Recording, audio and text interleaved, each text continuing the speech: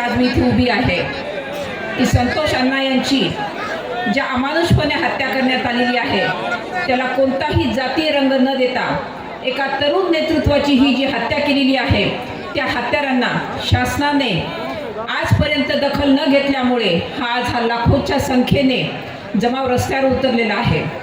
गेले काही दिवस आपण महाराष्ट्रातील पोलिसांची आजपर्यंत ख्याती ऐकून होतो, परंतु गेले काही दिवस या बीडमधील स्थानिक पोलीस प्रशासनाचं अपयशही आपण प्रकर्षाने पाहिलेलं आहे। नुकताच हा तपास CIDच्या हाती गेलेला आहे।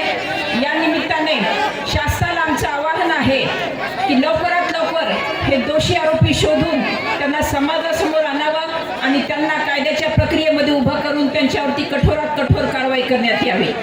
जय शिवराय।